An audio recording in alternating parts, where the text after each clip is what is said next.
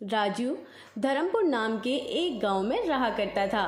राजू बहुत ही सीधा साधा लड़का था।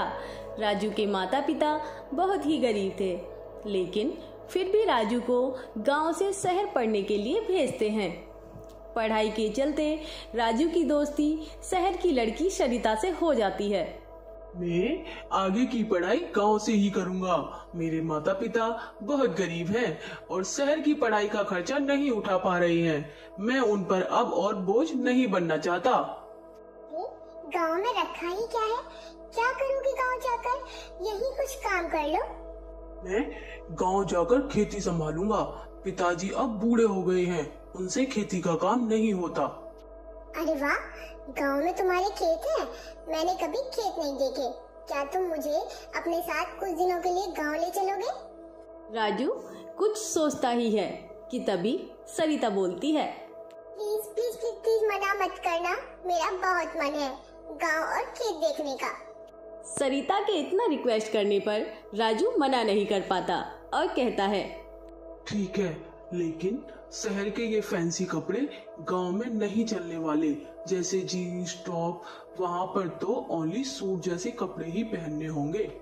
हाँ हाँ ठीक है, मैं वैसे ही कपड़े खरीद लूंगी। और फिर कुछ दिन बाद दोनों गांव पहुंच जाते हैं और गांव पहुंचकर राजू सरिता को अपने माता पिता से मिलवाता है। राजू की माँ सरिता को बहुत प्यार से रखती है। राजू, तुमने कहा था कि तुम मुझे अपने खेत दिखाओगे। चलो अब चलते हैं। अरे नहीं नहीं, अभी नहीं, बहुत रात हो गई है। इस टाइम खेत पर नहीं जा सकते। इस टाइम खेत पर कोई नहीं होता। रात में खेतों में भूत और चुड़ैल घूमती है। हम लोग खेत में सुबह देखने चलेंगे। इतना कहकर राजू सोने चला जाता है, लेकिन सरिता को नींद नहीं आती और सरिता जागी रहती है। और सबके सोने के बाद सरिता अकेले ही खेतों की तरफ चल देती है। राजू सही कह रहा था कि रात में यहाँ नहीं आना चाहिए था। सच में ये तो बहुत डरावना माहौल है।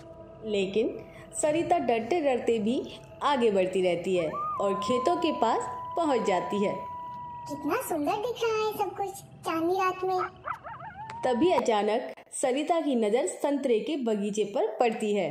सरिता के मुंह में पानी आ जाता है और वह संतरे के बगीचे में पहुंच जाती है। बगीचे में हलचल देखकर बगीचे का मालिक बोलता है, अरे कौन है वहाँ? कोई बोलत काहे नहीं है? लागत है कोई चोर उचक्का घुसाया है खेत में। अभी रुक, तुझे देखता हूँ मैं। इतना कहकर खेत का मालिक हलचल वाली दिशा में चल देता है और जहाँ हलचल हो रही होती है वहीं पर डंडे से मारने लगता है। डंडा सरिता के सर में लगता है और सरिता वहीं तड़पते तड़पते मर जाती है।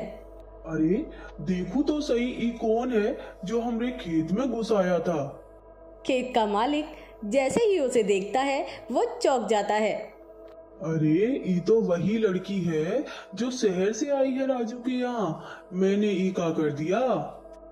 खेत का मालिक सरिता को बहुत आवाज लगाता है, लेकिन वो नहीं उठती।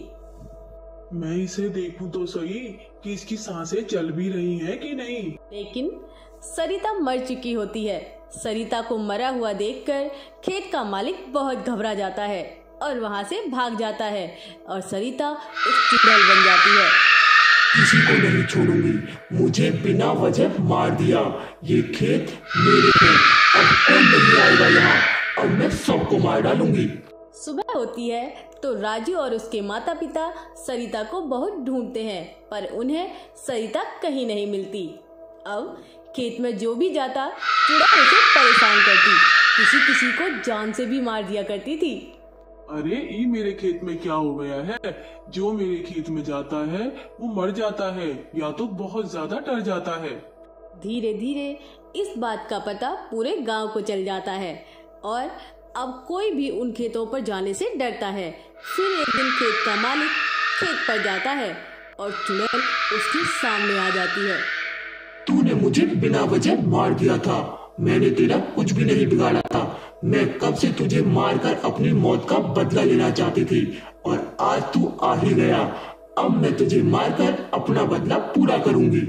मैंने तुम्हें जानबूझकर नहीं मारा था, मुझसे गलती हो गई, मुझे माफ कर दो। लेकिन चुड़ैल उसकी एक नहीं सुनती और खेत के मालिक को जान से मार देती है और खेत में उसकी लाश को पड़ा रहने देती है। अगले दिन जब गांव वाले उसकी लाश को देखते हैं तो वहां भीड़ लग जाती है और राजू भी वहां आता है। राजू को देखकर चुड़ैल कहती है, राजू, ये सब मेरी जिद की वजह से हुआ है। अगर मैं उस दिन तुम्हारी बात मान लेती तो मैं आज जिंदा होती। चुड़ैल की बात सुनकर राजू हैरान हो जाता है कि ये चुड़ैल ही उसकी दोस्त सरिता है और इतना कहने के बाद चुड़ैल वहां से हमेशा हमेशा के लिए चली जाती है और गांव वाले उसी खेत में सरिता की समाधि बना देते हैं।